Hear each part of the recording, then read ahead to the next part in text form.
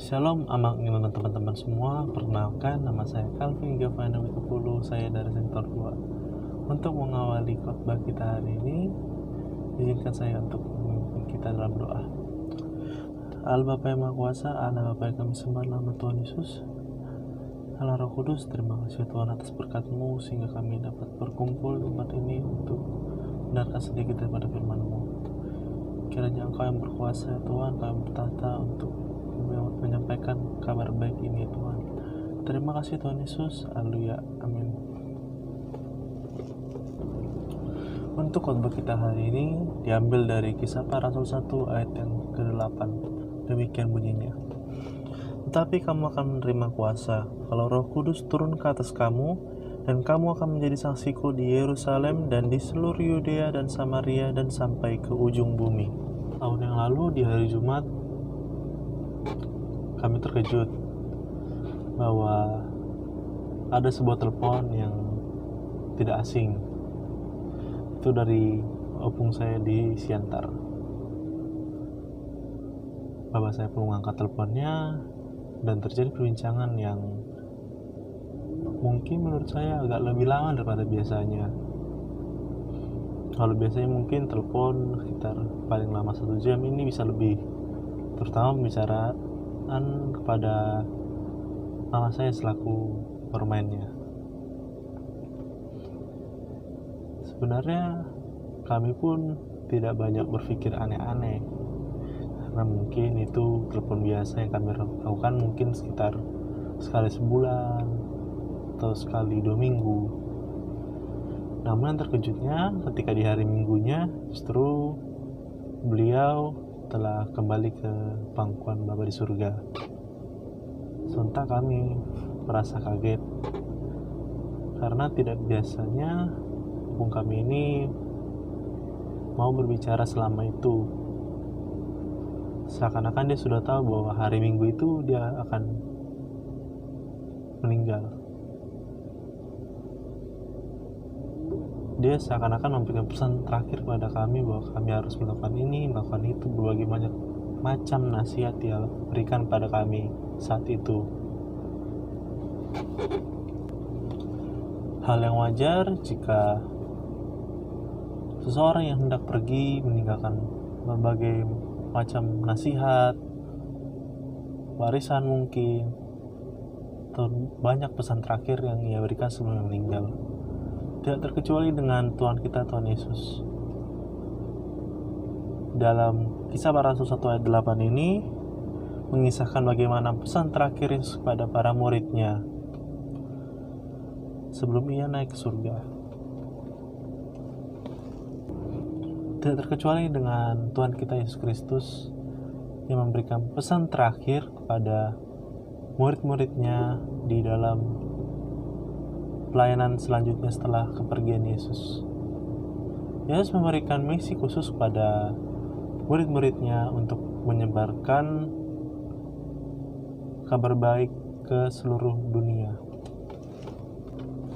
Yang harus dicermati di sini adalah bagaimana pola penyebaran kabar baik tidak serta-merta hanya karena inisiatif dari murid-muridnya saja. Yang perlu dicatat adalah harus ada inisiatif daripada Roh Kudus. Lagi cermati di sini adalah bagaimana Yesus memberikan warisan berupa Roh Kudus yang akan membimbing murid-muridnya untuk mengabarkan kabar baik. Tanpa ada Roh Kudus itu, semua hal melakukan yang harus dicermati dari pesan terakhir ataupun misi yang diberikan Yesus kepada murid-muridnya ialah bahwa ini adalah bukti peran dalam penginjilan yang ada di seluruh dunia adalah inisiatif dari Allah. Mau sehebat apapun niatan maupun perjuangan murid-murid Yesus dalam menjalankan misi ini, jika tanpa ada Roh Kudus yang merupakan inisiatif dari Allah, semua itu akan sia-sia saja. Selain sebagai bentuk inisiatif daripada Allah dalam penginjilan kabar keselamatan, Roh Kudus juga memiliki peran lainnya, antara lain. Yang pertama, Roh Kudus menyingkapkan dan memperdalam kehadiran pribadi Yesus Kristus kepada kita sebagai penginjil. Kesaksian apapun mengenai persekutuan intim dengan Yesus Kristus akan menghasilkan keinginan yang makin membara kepada kita untuk saling mengasihi, menghormati, dan menyenangkan juru selamat kita. Yang kedua, Roh Kudus memberikan kesaksian tentang kebenaran, bahkan seluruh kebenaran yang akan memuliakan Yesus Kristus, bukan hanya dengan kata-kata, tapi juga dengan perbuatan kita. Demikianlah kita yang sudah menerima kesaksian Roh mengenai karya penebusan Kristus, dengan sendirinya akan menyatakan sifat-sifat dari Kristus itu sendiri, seperti kasih, kebenaran, dan keadilan dalam kehidupan kita masing-masing. Ketiga, baptisan dalam Roh Kudus merupakan titik tolak di mana orang diberikan kuasa untuk bersaksi tentang Kristus dan menginsafkan orang-orang terhilang akan dosa, kebenaran, dan penghakiman. Dampak dari keinsapan semacam ini akan tampak dalam diri mereka yang memberitakan kabar baik itu ke dalam kehidupan mereka masing-masing. Keempat, baptisan dalam Roh Kudus hanya dapat diberikan kepada mereka yang hatinya sudah berbalik pada Allah dalam pertobatan dari cara hidup yang fasik. Baptisan itu dipelihara dan komitmen yang sungguh-sungguh kepada Kristus. Nah, jika sudah ada Roh Kudus dalam kehidupan kita, dalam penginjilan kita, maka kehidupan kita akan selaras dengan kekudusan Roh Kudus. Kita akan terus berusaha menyenangkan Roh Kudus dengan menjaga kekudusan sesuai dengan kudusnya Roh Kudus.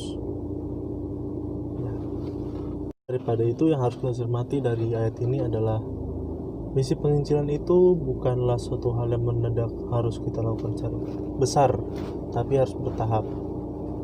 Seperti dikatakan di ayat ini, kamu akan menjadi saksiku di Yerusalem dan seluruh Yudea dan Samaria sampai ke ujung bumi.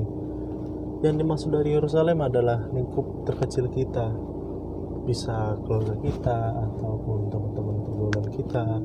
Di situ kita bisa mulai melakukan penginjilan. Tidak perlu sampai harus melakukan secara revolusioner, tapi bisa melakukan tindakan-tindakan kecil seperti mau mendengarkan orang ketika mereka bicara, atau memberikan bantuan jika sedang membutuhkan. Dengan begitu, kekudusan ataupun gambaran dari Yesus Kristus sebagai juru selamat pun bisa terlihat dalam diri kita.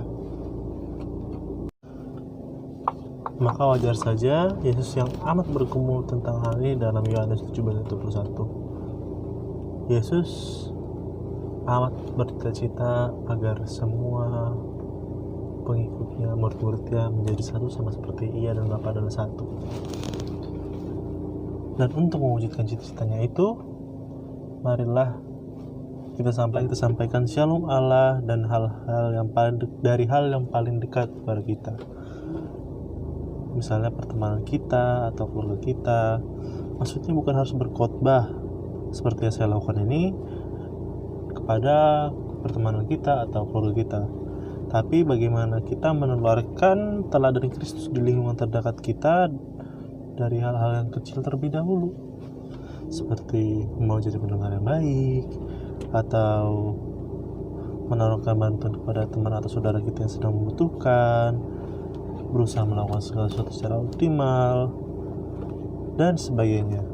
Jika sudah bisa membiasakan hal-hal ini, kita mulai bisa melangkah ke lingkungan kita yang lebih besar, atau dalam tanda kurung Yudea kita, seperti pekerjaan kita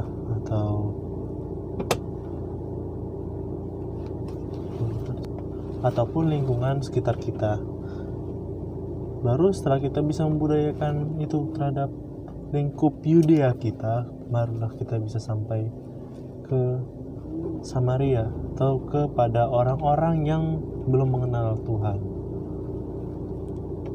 Ketika sudah sampai kepada Samaria, baru sampai kita ke lingkup yang paling luas, yaitu ujung bumi, yang menjadi harapan kita semua untuk kita injili. Menginjili bukan soal seberapa banyak orang yang kita kristenkan, tetapi soal bagaimana menyampaikan shalom Allah sebagai pesan terakhir Kristus di tengah-tengah dunia. Amin. Kita berdoa. Allah Bapa yang Maha Kuasa, Allah Bapa yang kesembah dalam Tuhan Yesus, terima kasih Tuhan atas berkat-Mu sehingga kami dapat mendengar sebagian daripada firman-Mu Tuhan. Kiranya firman-Mu ini menjadi kekuatan dan rema dalam kehidupan kami. Terima kasih Tuhan Yesus. Dalam nama-Mu kami berdoa dan mengucap syukur. Amin. Sekian khotbah dari saya, kurang lebihnya mohon maaf. Terima kasih. Shalom Horas.